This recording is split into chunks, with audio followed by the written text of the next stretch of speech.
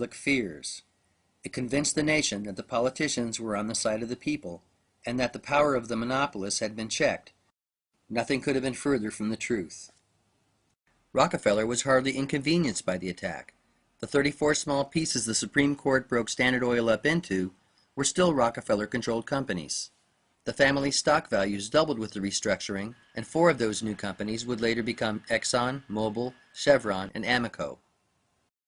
I don't think Jefferson, who rallied against central banking at America's inception, or Lincoln, who tried to free the American people from debt-based privately issued currency, or Washington, who warned against unnecessary wars and foreign entanglements, are much too happy to have Teddy Roosevelt sitting up there with them on Mount Rushmore.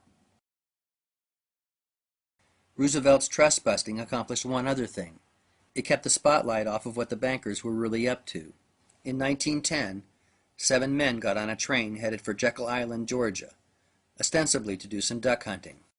Nelson Aldrich was among them, as was Paul Warburg, and representatives of the Rockefeller and Morgan banking interests.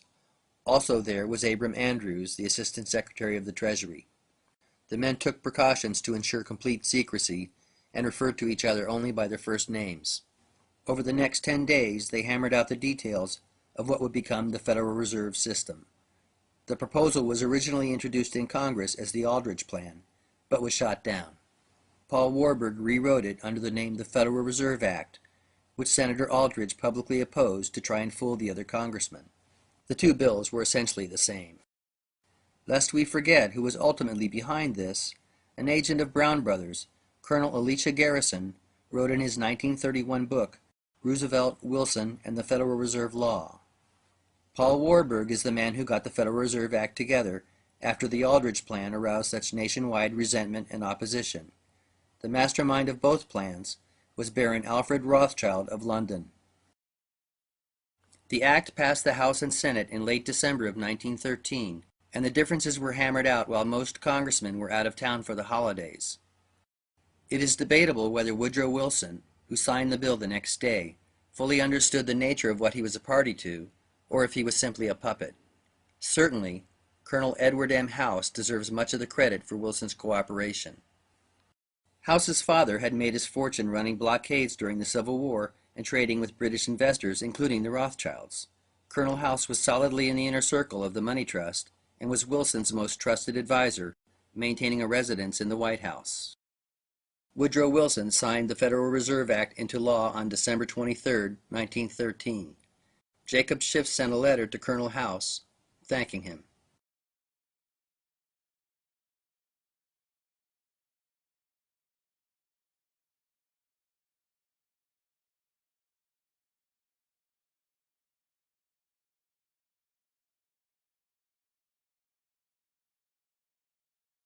Finally, the bankers had control over America's money, but that's not all.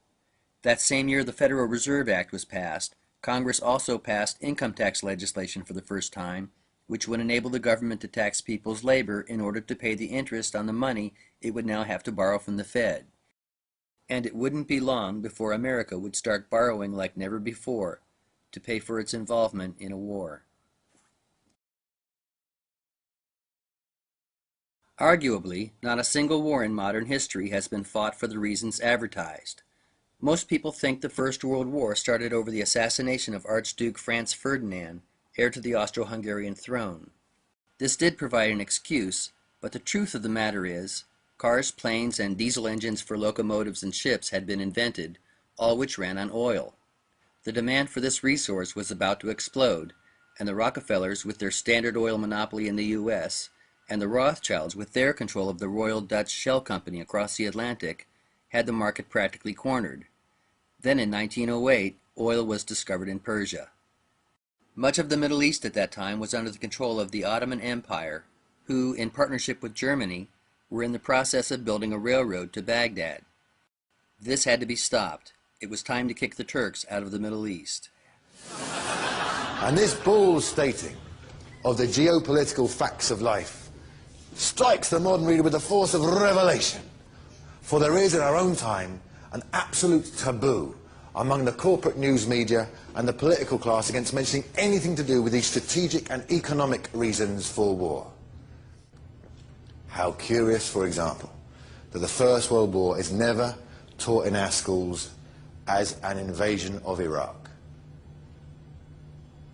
Not all of you are coming with me on that one. That's okay, don't worry. I will say many things in the course of tonight's show that you will not agree with.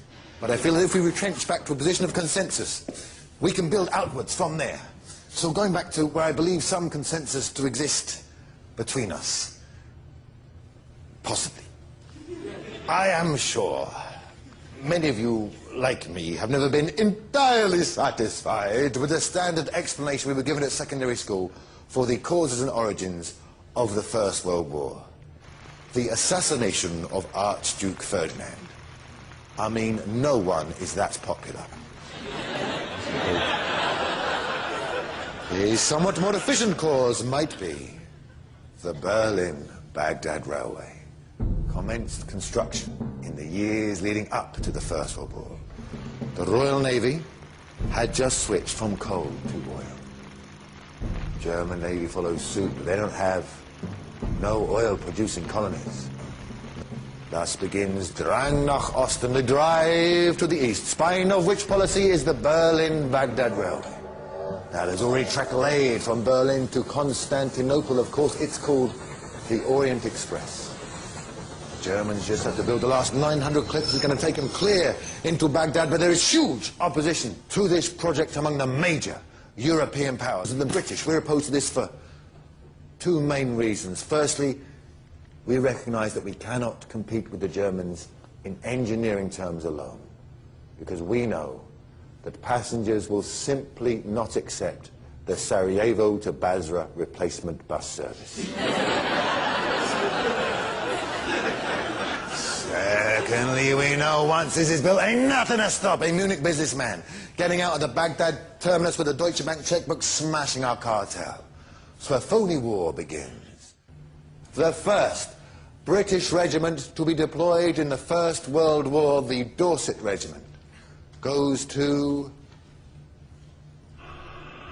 Basra, 1914, where it is joined by 51 other British divisions.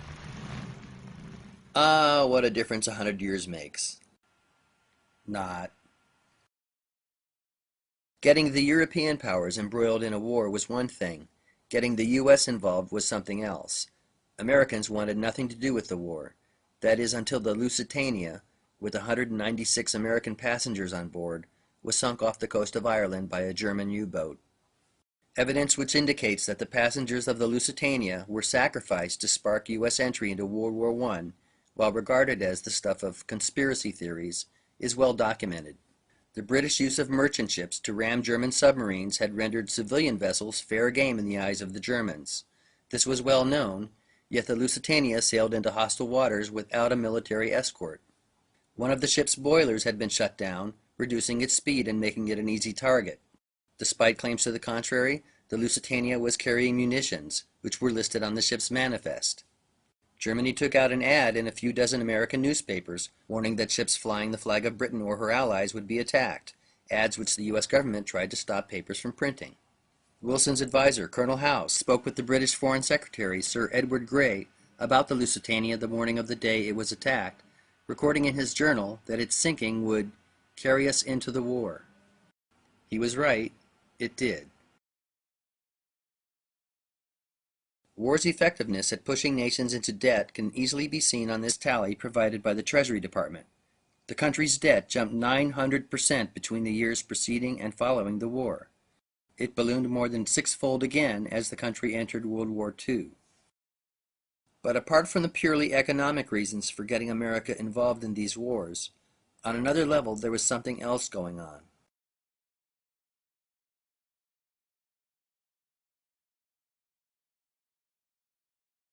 At what point in your career did you become connected with the Reese Committee? 1953. 1953. Yeah. And what was that capacity, sir? That was the capacity of what